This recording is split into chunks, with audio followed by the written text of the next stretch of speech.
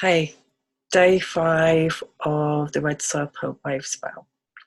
And day 5 is a day of overtone, and so it's a day of mastery of the previous 4 days.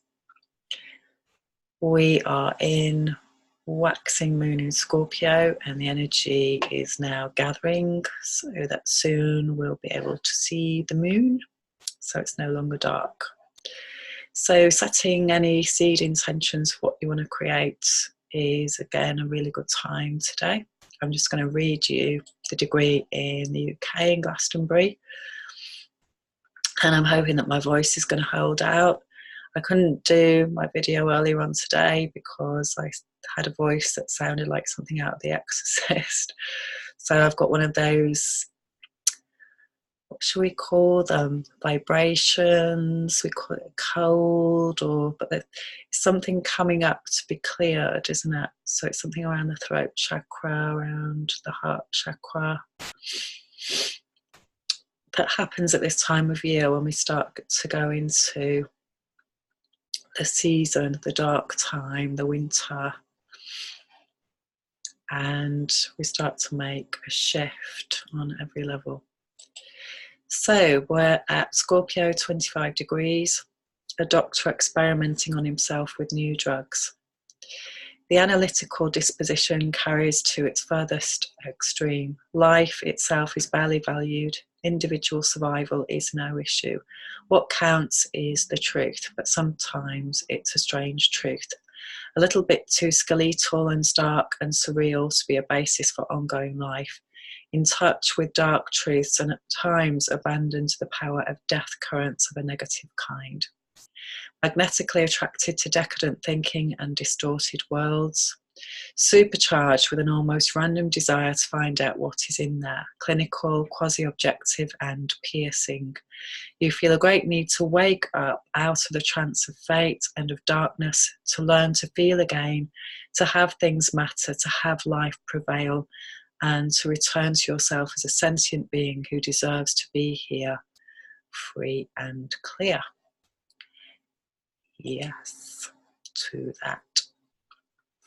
And to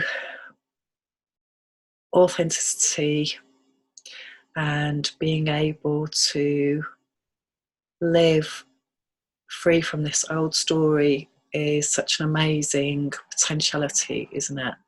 So for me personally, where I've been down the rabbit hole and not sure sometimes when I'm still in there or coming out the other side, sometimes it feels like I'm coming out the other side and then have to re-go around of the old story again. So, what is normal? What is real at times? Do we even know what it is because we've lived such a distorted code? And so everything's sort of upside down on its head around finding the truth, finding not a subjective truth, not a conditioned truth, not a mask, but the real deal. So Red Moon is all about that. That's the energy. It's the 9th mind sign. It's the gateway point. And again, so we're here and we're on another portal day. And so again, it's accessing on all different levels for you on a personal level and to co-create with what's beaming through from the universe and how clear we are, how we're resonating with Red Moon. So Red Moon, again, the planet is Mercury, so it's all about our God and Goddess self. We've got Mercury is going to go retrograde on Halloween in Scorpio, and so things are already starting to be very fuzzy and distortions coming up, so we can go over things again to get clear. Now, in the other videos, so this is video number 5, I've been talking about personal coding, so how you can find your own personal year within these 13-day strands. And so if you're a Red Moon, or a white wizard or a blue storm or a yellow seed, then today will be a key year for you, unless you're very young, and that means you may not have done it yet, your year. Okay, once you're 52 and above, you've done all your years. But when you're younger than that, you may or may not have done your red overtone moon yet. So there is another way of looking at this as though it's not already complicated enough. And that is that red moon, white wizard, blue storm and yellow seed are also planetary energies. So what that means is on the 26th of July every year, we go into a different planetary energy. And on July the 26th this year, we went into a new 13-year cycle of white wizard, which is a bit of a misnomer because it's actually about the moon goddess Ixchel. So again, Google her. There's loads out there about the magical mystery of Ixchel and all the myth and legend of who she is. There's also a connection to the crystal skulls as well. So again, just check that out, follow your cookie trail and see what comes up. I've written quite a lot of different things about this in my blog.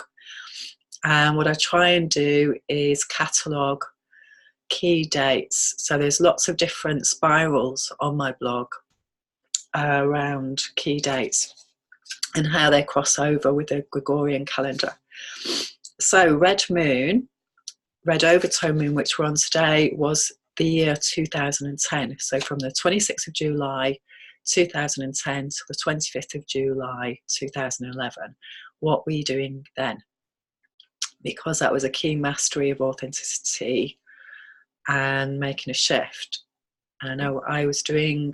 I was starting to come to Glastonbury for the first time, and so just felt a huge calling to come to Glastonbury, which incidentally, if you don't already know, is the heart chakra and the third eye chakra of the world, 52 ley lines coming in. Super powerful place, super conscious evolution. If you choose to do the work, if you don't do the work, then it can make you very ill living in a place with so much intensity, because it's really powerful energetically. And amazingly, I spoke to a guy who'd been struck by lightning today. So that was a fascinating conversation.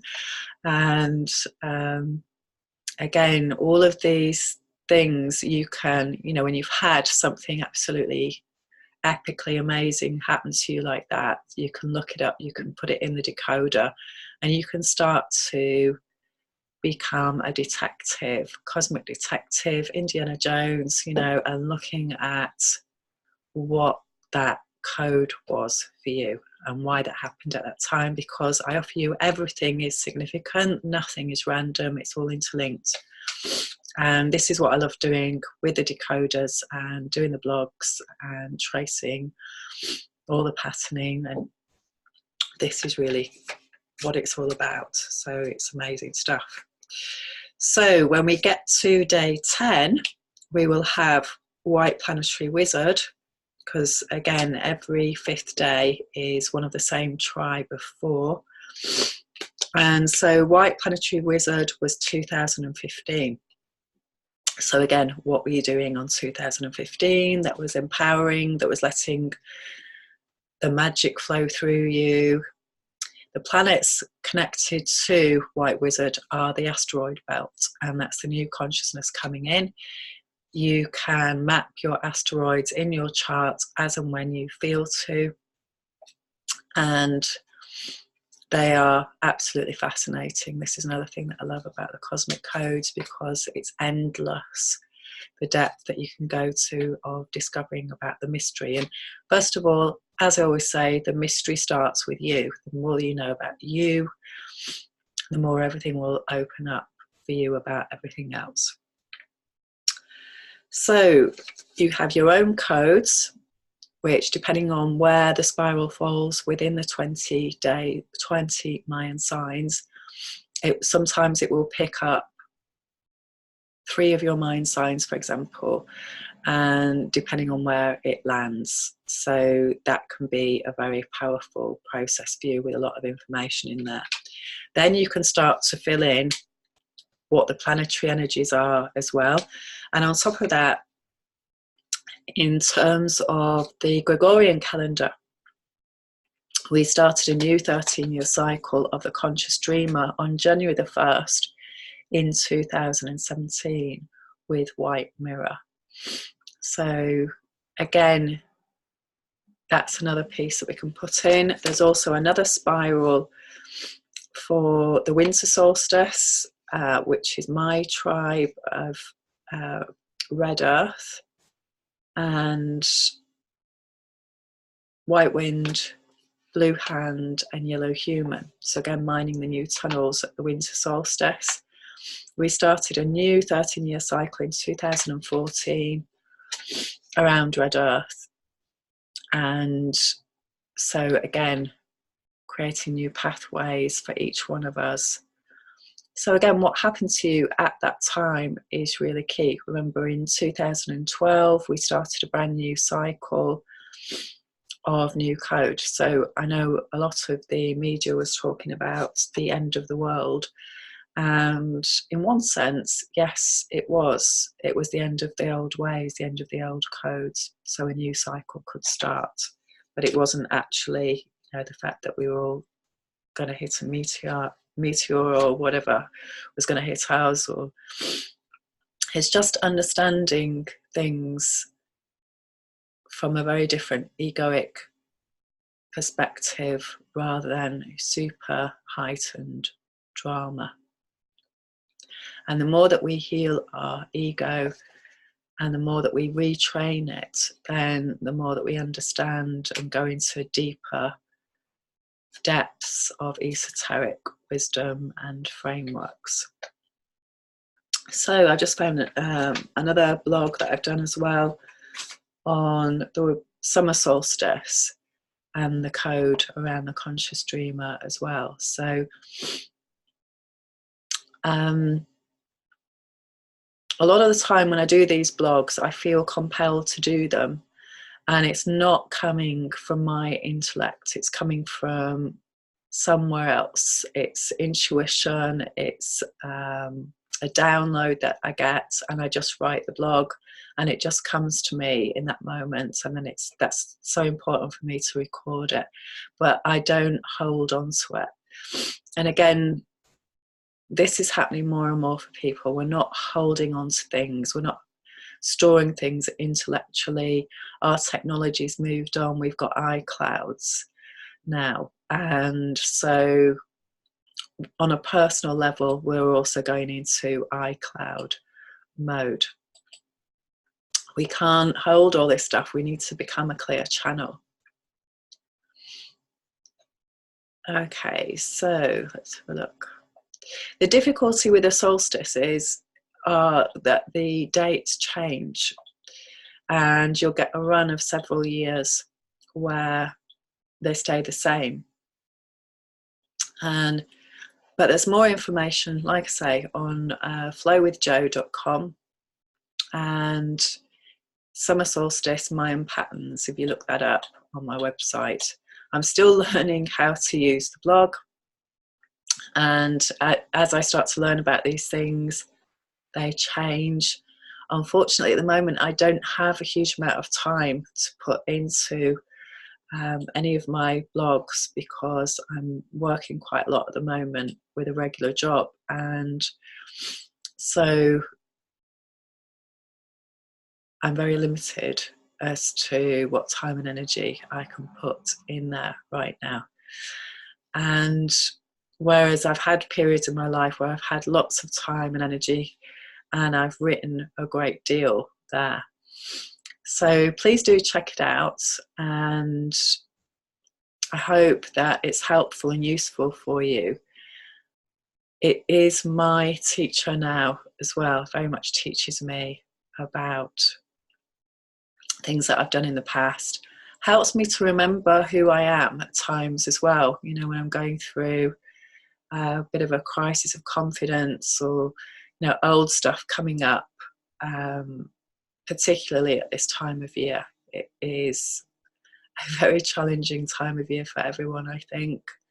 And I know historically for me, I've had a lot happen at this time. So yeah, it's again that pattern and that code. So I'm just going to tell you about the cards that I pulled today. So we've got Ok, which is white dog, and that's coming tomorrow. So we're at the centre of the Zolkin tomorrow because we're on day 10, and I'll be doing another video then. And so this is all about our ancestral patterning. And in terms of Thoth, I have 2 of Wands, which is Dominion, which again is a powerful card, and that is very much coming up for me at the moment. Old patterns and how to be released from these old patterns, because actually they don't make any sense. A lot of what we're doing, or we have been doing unconsciously for a long time, once you actually sit down and catch your breath and look at it, it's like, why are we doing this? What on earth are we doing this for? You know, and it simply is because it's so comfort zone, it's so familiar, and part of us is just so wired to keep doing it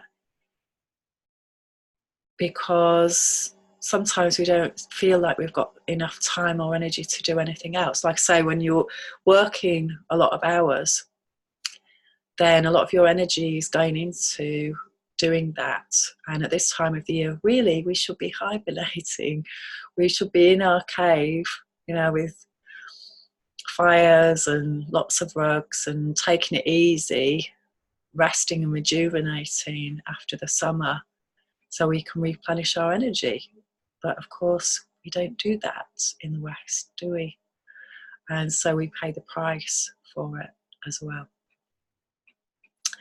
So I hope you've had an amazing day of mastery of Red Moon around being authentic and being the beacon of light, and just noticing how your emotions are doing with that. Noticing, because again, one of the shadow aspects of Red Moon is to project rather than do the emotion. And, you know, to project and assume, and